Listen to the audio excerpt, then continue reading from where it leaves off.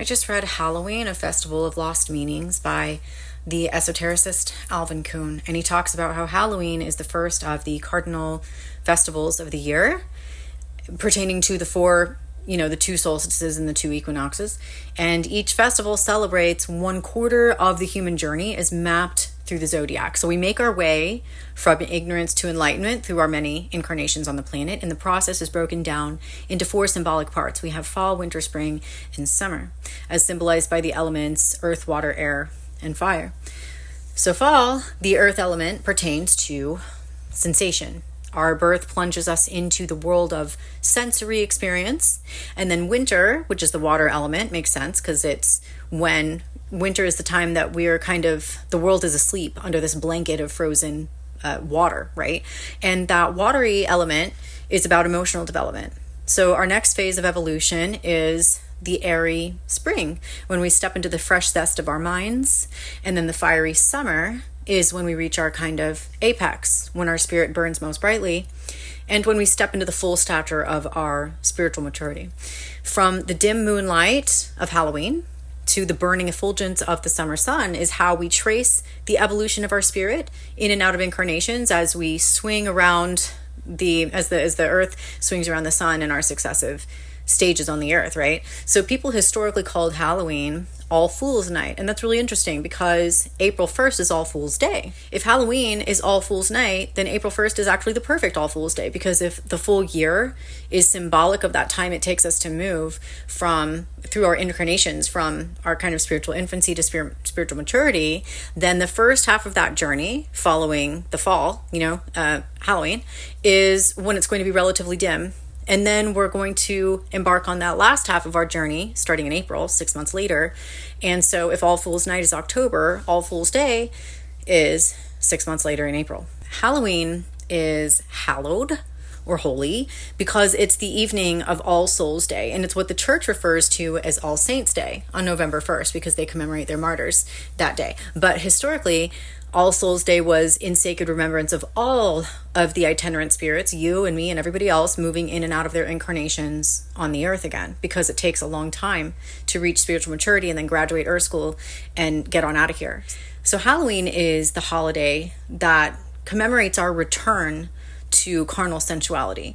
It's a celebration of the animal mindedness that is characteristic of this physical realm, where our human bodies, which were obviously produced by evolution, will house and enclose our spirit, whose essence has existed and accumulated across other times and other places, other lifetimes, outside of space and time entirely, when we're in the spirit world in between incarnations.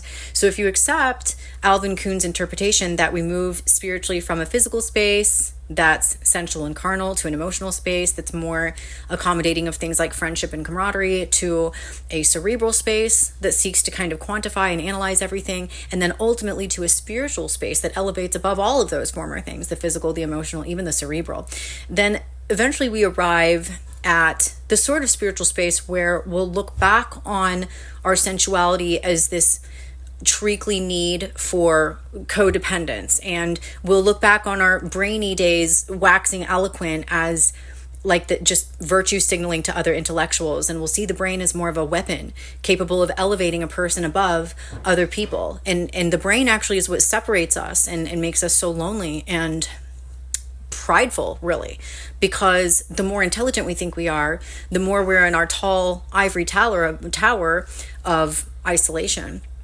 So truly, spirituality rises above everything physical, everything carnal, everything sensual, everything emotional, and even everything cerebral. In Greek mythology, the 4 fixed signs of the zodiac, earth, water, air, and fire, correspond to the senses, the emotions, the mind, and the spirit, respectively. So the negative forces of sense and emotion are symbolized as kind of watery and dark and earthy and moonlit. And then those are also feminine forces, okay? And then you have these positive forces, by contrast, that are sunlit and airy and bright and masculine.